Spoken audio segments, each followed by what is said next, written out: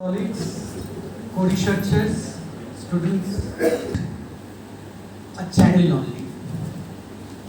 River is not only a conduit for the flow of water and sediment from its source to mouth, but it is a systematic whole. It is a complex system of numbers of interacting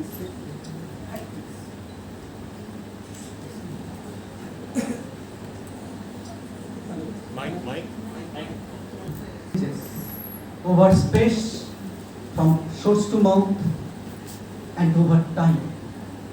At a particular station, you see your river is changing from one season to other.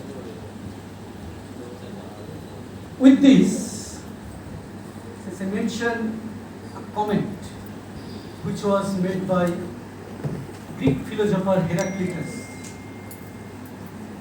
nearly 2,500 years. No man ever steps in the same river twice, for it is not the same river and he is not the same man. If you step inside a river and come back and again for the second attempt you step inside it, then within this river changes. And as a man, you also changes, because for the first time you are not experienced at all, and now for the second time you are experienced. So things are so dynamic, so complicated and so complex. So you will be agree with me with these axioms, but why don't we put the light on? This is called the boundary conditions.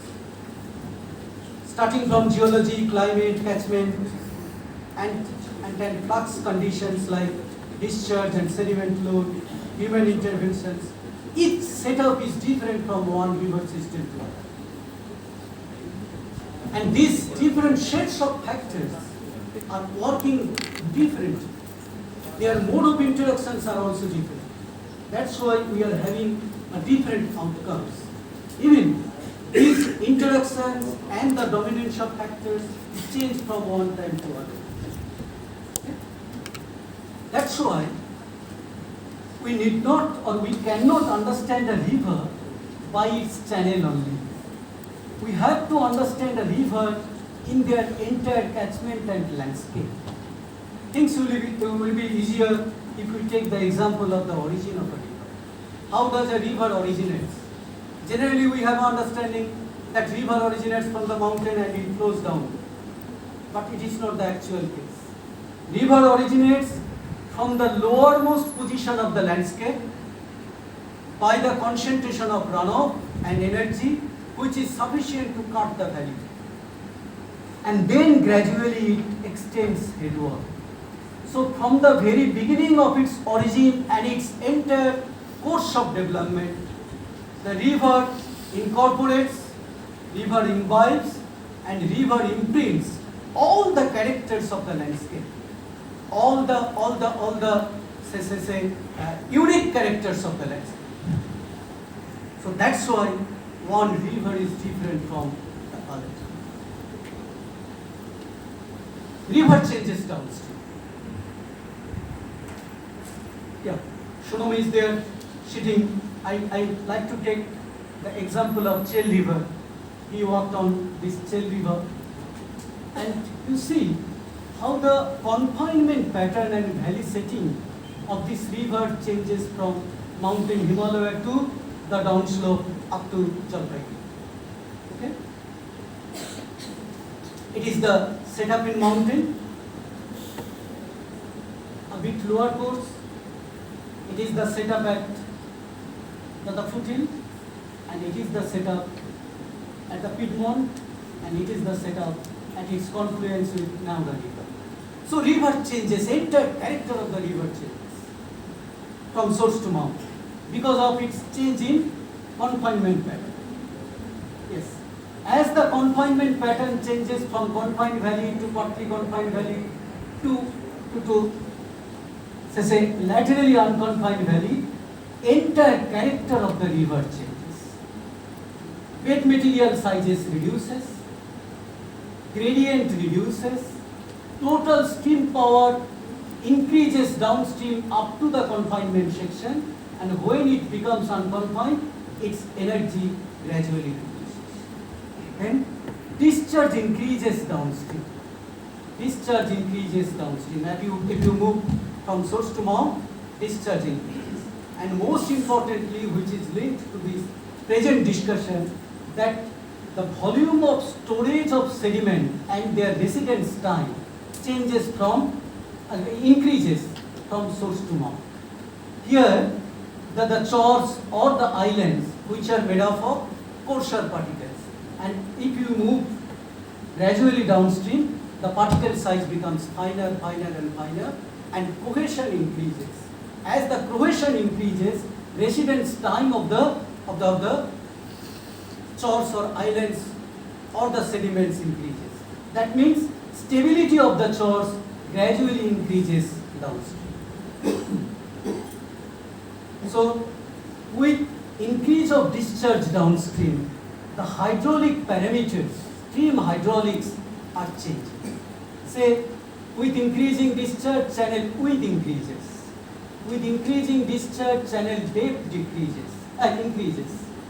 And with increasing discharge, water velocity increases. It seems to be surprising to us that if we move downstream, stream's velocity increases. আমরা সাধারণত কি করি? আমরা করি যে যত মাউন্টেনে থাকবে রিভারের velocity বেশি, যত ডাউনস্ট্রিমে আসবে রিভারের ভেলোসিটি কমবে। It is not the actual case. Actually, river's velocity increases gradually downstream. Why? And it was proposed by Leopold and Madoc in 1953. All the M, F and B values of them are at its upper course, at its middle course, at its lower course. You tell me where the velocity is high. Velocity is highest here. Why? Because the river has to flow through the large sediments, large boulders.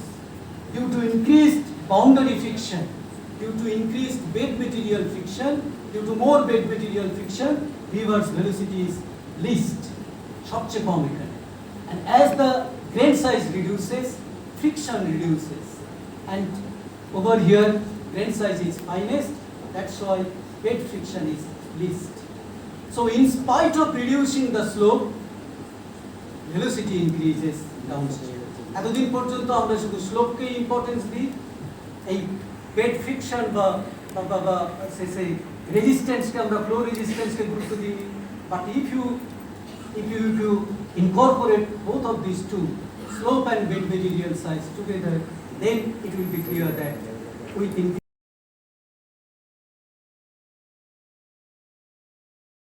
What is this?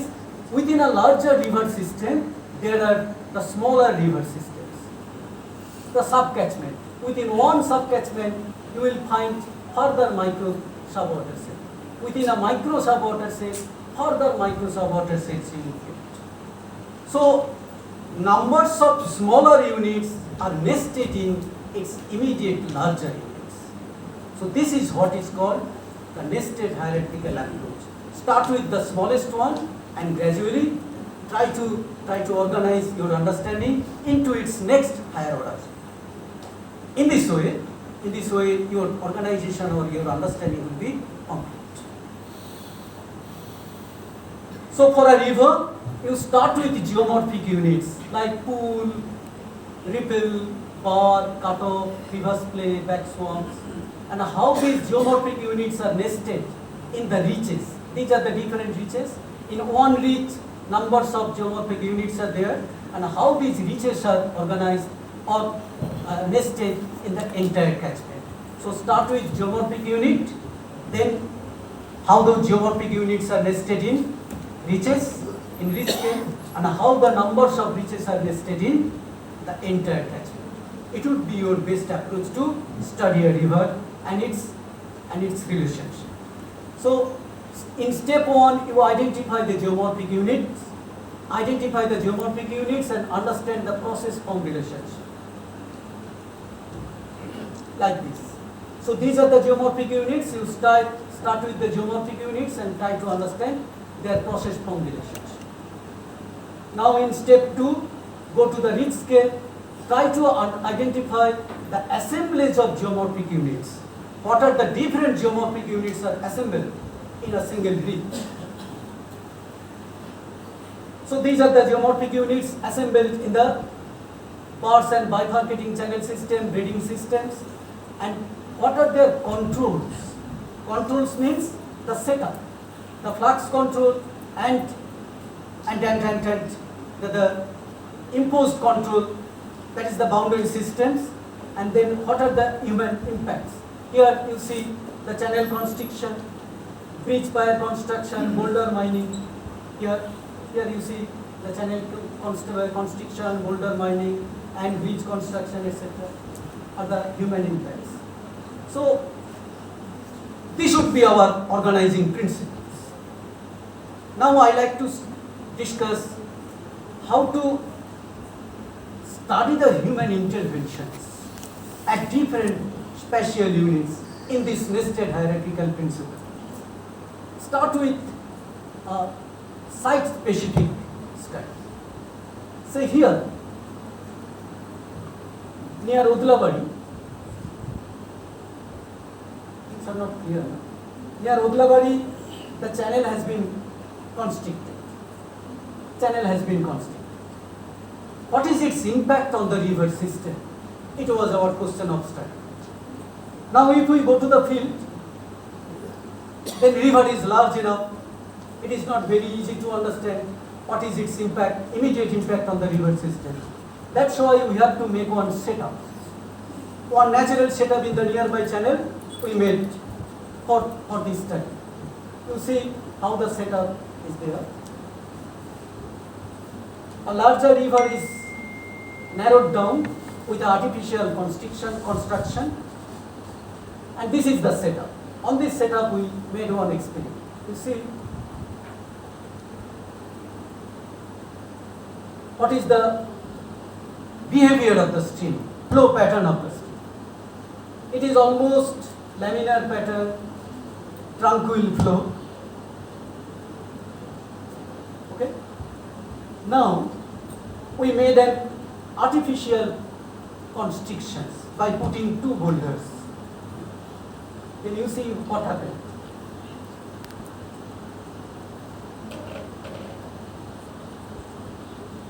This tranquil flow is changed to be a turbulent flow. Okay? And what is its impact?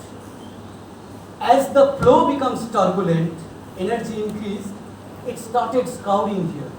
And these scoured materials are gradually shifted downstream. Okay? And in Schill's diagram, if you put all these parameters together, previously under the original setup, it was a transportational river.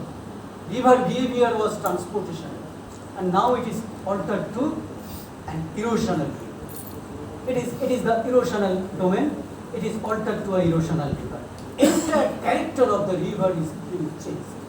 So until and unless you go for this small experiment, it is not very clear. It won't be very clear to us. Okay. Now, in a micro catchment scale, we are putting the check dams. We studied the system behavior, system relationship, and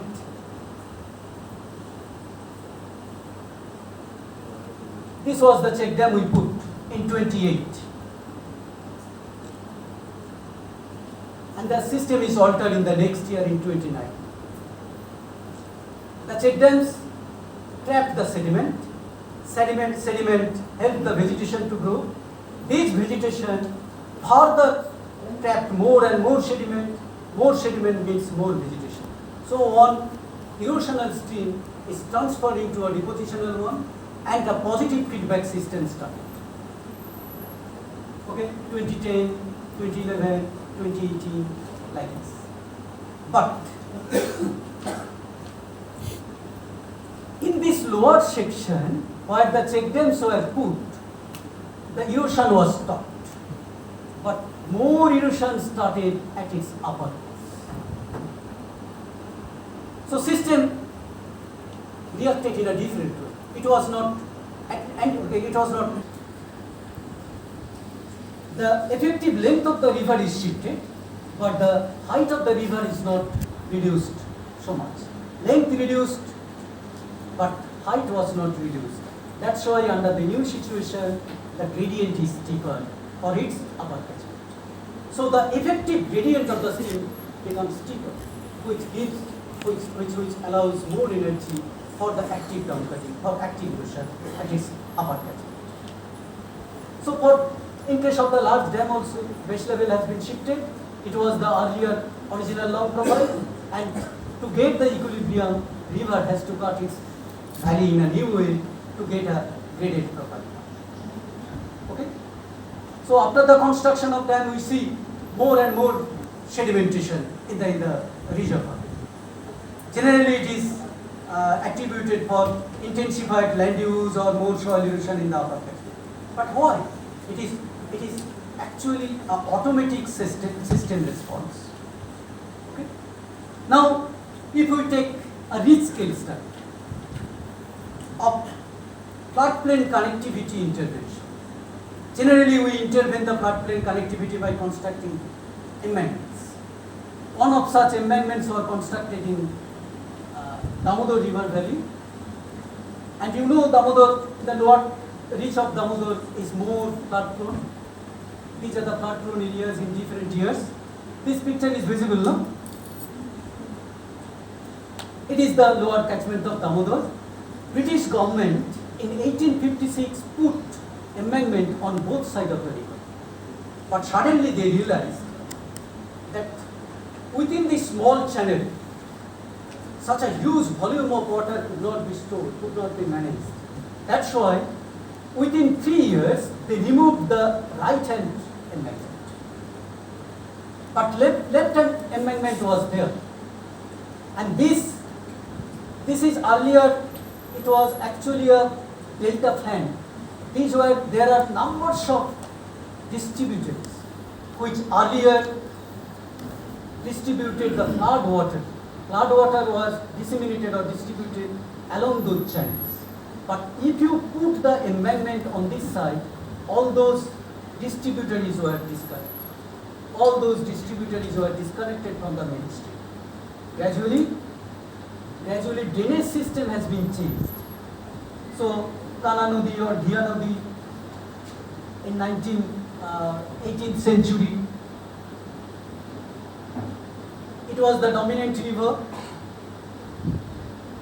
These were Behula and Gangur. And in 18th century, the Ghia, Kana and Kana Damodar were active. And then recently, in 19th and 20th century, Mundeshwari and mainly Mundeshwari becomes active. So entire drainage system has been altered and flood pattern has been changed. Now generally question comes that whether these distributaries which were disconnected could be recovered or not. If the question of system of recovery comes, then another study was there. It shows from the cross section that the main river, level of the main river Damodar is much lower than the level of its distributary. Okay, Kana Nodi and Kana Damodar is 5.23 meter higher than the bed of Damodar river. Gangu river is 3.36 meter higher than the Damodar river. Now, it could be partially recovered if dredging could be done along the distributaries, and the high magnitude flood of say 10 to 15 years or 20 years could be partially diverted to those systems, to those earlier distributed systems. Okay. Now the catchment scale intervention in Indian Sundarban. What happened there? We know it. 54 islands were reclaimed with the help of 3,500 kilometers of embankment construction. These were the earlier system. We constructed embankment along the both sides of the creek and cleared the forest. It's a very easy process, clearing the forest and construction of the embankments. So these are the two method for reclamation of land in Indian Sugar. Then what is its impact on the estuarine system? Under the natural system, during flood tide or high tide, the islands were flooded along with these mangroves. If the high tide enters into the islands through those mangrove areas, there was high amount of shearing resistance, and this shearing resistance retarded the velocity of the high tide. Is it clear? যখন Tide high Tide যখন ওই ফরেস্টের ভিতর দিয়ে অগ্রসর হতো তখন তার ভেলোসিটিটা কমে যেত রেজিস্ট্যান্সের জন্য, এই জন্য velocity of the high tide was less. কিন্তু যখন লো টাইড হতো, when low tide comes back, then there is a help of gravity, low tide velocity is higher. That means it was a ebb-dominated system. Ebb-dominated system. All the sediments which are pushed inside the channel are easily carried down by the stronger ebb tide. Washed down. সমস্ত sediment গুলো washed হয়ে যেত। But now, when you put the embankment on both the sides of the channel, water is now concentrated along, water and sediment is concentrated within the channel only. There is no case of shearing resistance for the flood tide. So flood tide is now become stronger. Okay? So earlier ebb-dominated system is now transferred to flood-dominated system, tide-dominated system. That means high tide is stronger and it carries huge sediment inside, but the slower and the sluggish low tide, ebb tide, cannot carry this all. That means there is gradual sedimentation within the channel. So within channel sedimentation is the problem. And flood asymmetry, tidal asymmetry is the problem. So it is there within the channel. Gradually channel becomes decayed. This is called the drainage decay.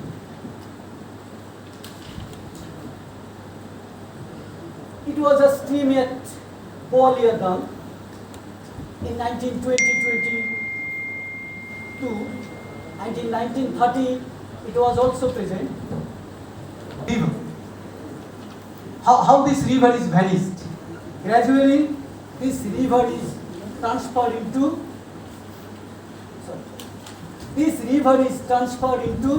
the fishing ponds, agricultural lands and settlement.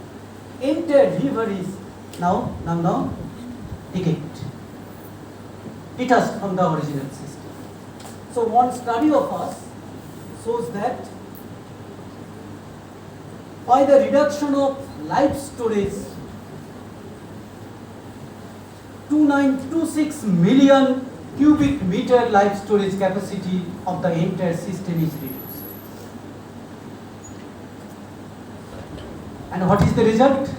When storm surges come, spring tide comes, this water could not be stored within its system. All the water is concentrated within the main channels. And you see what is the level of main channel and the islands. Due to gradual sedimentation within the channel as well as concentration of the water within the situation of overtopping, tendency of overtopping increased. Overtopping is the most dangerous type of embankment breaching. How? During Isla you see it is the landward side. Landward side of the embankment is breached during the high tide period, and during low tide, when the water returns to the river, the opposite side breaks. So within 6 hours of high tide and 6 hours of low tide, for 12 hours only, 12 hours needed for the entire destruction of the channels, embankments or kilometers after kilometers. Hundreds of kilometers of embankment immediately vanished, hazard proof. Now if we come to the potentiality of, there is the time has come to understand, to analyze how these systems could be recovered.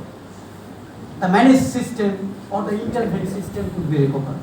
Somewhere it is the,